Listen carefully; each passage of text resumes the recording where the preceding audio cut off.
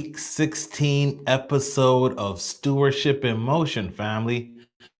Over the last few weeks, we've been building something intentionally together. About weeks ago, week 14, we talked about debt and how it creates bond. We talked about behavior and how it creates cycles.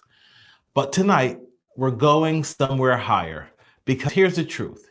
You can get out of debt, you can fix your behaviors, mostly temporarily, but still end up right back where you started if you don't have a. Tonight, we're studying one of the most powerful financial systems in all of Scripture. Not from a banker, not from an economist, from Joseph. Our scripture reference for tonight is found in Genesis chapter 41. Read verses 33 through 36 from the New International Version. And it reads, "And now let Pharaoh look at a discerning commissioners to take a fifth of the harvest of Egypt during the 7 years of abundance. They should collect all the food and store it. This food should be held in reserve for the country to be used during the 7 years of famine." How do we translate this to our lives today? Prosperity without a system is temporary. Stewardship requires structure. Now, I need to really let you see this man. Joseph has been pulled from a prison cell. He was betrayed by his brothers, sold into slavery, falsely accused, and forgotten in a dungeon. His whole life, nothing went the way it was supposed to go. And then, overnight, Pharaoh puts him in charge of the most powerful nation. Think about that for a second. If that were you, after everything you'd been through, after all the pain and waiting and being overlooked, would you have thrown yourself a party, upgraded your lifestyle, maybe started living like the abundance would never end? Most of us would have, but Joseph didn't. He interpreted the dream. But here's what makes Joseph extraordinary. He didn't just identify the problem, he proposed a system. He said, don't just enjoy the abundance, prepare for the famine. Collecting during the good years, store up intentionally, and then distribute when needed. That wasn't luck, that was structure. And that structure saved an entire nation. Now, let me help you with this. Imagine it's year 8. The rain stopped a whole year ago. The crops are gone. Your neighbors are in a full-blown panic. They're asking each other, what do we do? Where do we go? Who has food? But Joseph isn't panicking. He's distributing. So let's tackle the problem here. Most financial stress is not caused by lack of income. It's caused by lack of structure. Here's what most of us do when our 7 years of abundant moment happens. The raise comes in, we expand the lifestyle. We get that sweet bonus, that hits, we celebrate. The tax refund lands right about now, and it's gone in 30 days. And when the pressure of life comes, there's nothing stored. We don't prepare in abundance, so we panic in pressure. But not Joseph. And not you, hopefully, after tonight. So let's dive into a solution framework. I call this the Joseph Stewardship System. Step 1, capture. Do not consume everything. Joseph's first move was this: collect a portion. He didn't say save what's left. He said take intentionally before anything else happens. Scripture says 1/5, 20%. Now, let me be clear on that number, because someone in here will hear 20% and immediately feel guilty, or like, this is absolutely impossible for me. Let me just swipe on past whatever line I was talking about. Joseph's 20% is not a law. It's a principle. The number is less important than the habit of capturing first. Whether you start at 5% or you're at 50%, the pattern is the same. Assign before you spend, not after. This is where most people fail. They rely on leftovers. They say, I'll save whatever is left at the end of the month. I'm going to tell you what you already know. There is never anything left at the end of the month. Let me put it this way. You don't find margin in your budget. You have to make it. Capturing isn't what you do when you have extra. Capturing is how you create extra. If you don't capture during the abundance, you will feel pressure during your famine season. Practically speaking, this looks like saving before you spend. Assigning percentages before the month starts. Automating transfers so it's not a willpower battle. Joseph built a system.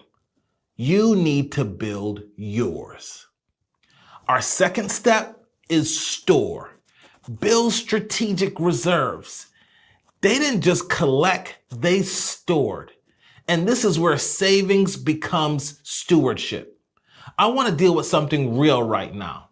A lot of us grew up with a scarcity mindset, and saving, like putting money away, meant you were afraid, or you just didn't trust God, or you were holding back from life. Let me offer you a different frame. Saving is not about restriction. It's about resilience. Joseph stored up during calm season so people could survive the chaotic one. Not out of fear, out of wisdom.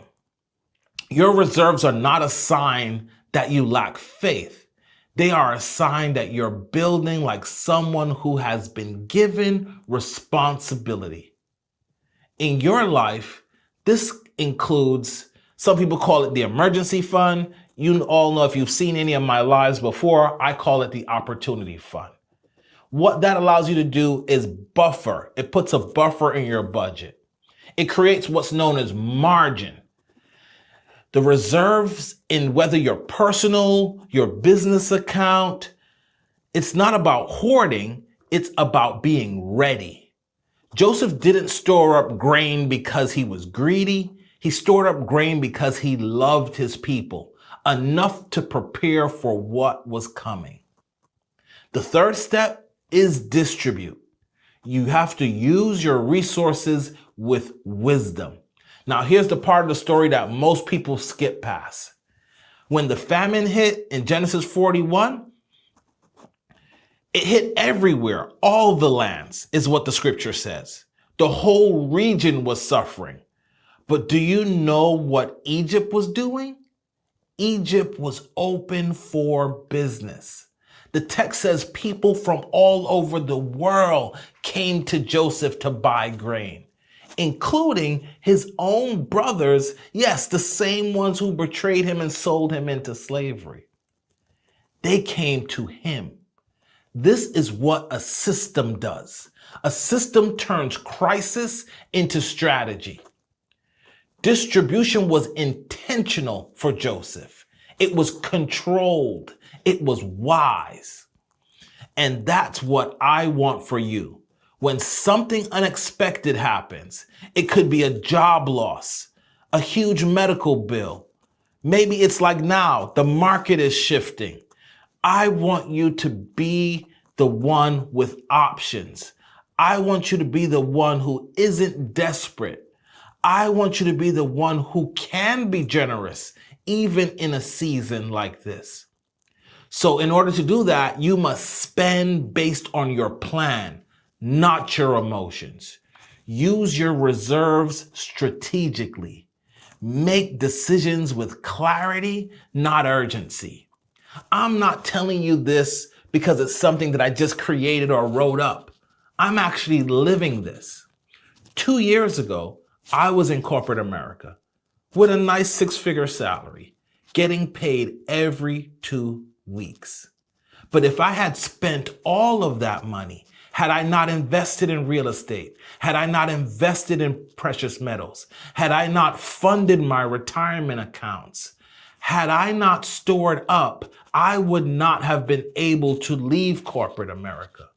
And yes, my income isn't the same now. So if you want to compare it to the story, it's a bit of a famine season, but I can still come to you today and tell you about how the Lord is blessing me because I prepared for this season. I still own all of my real estate.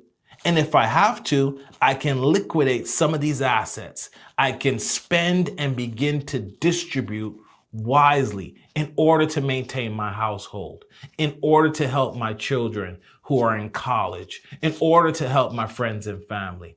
This is the principle that I'm teaching to all of you. Why was I able to do that? Because I had a system. And systems don't just protect you, they position you.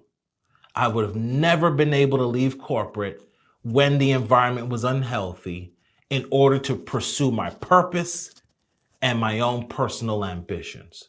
So this is not just something I'm advising to you. This is advice that I've kept for myself. So let's bring it all together. Joseph's system was 3 simple moves. Number 1, capture intentionally. Assign your resources before you spend them all. His second play, store consistently. Build resilience, not restriction. Again, in my example, I found different assets to put my resources into when I was in the season of abundance.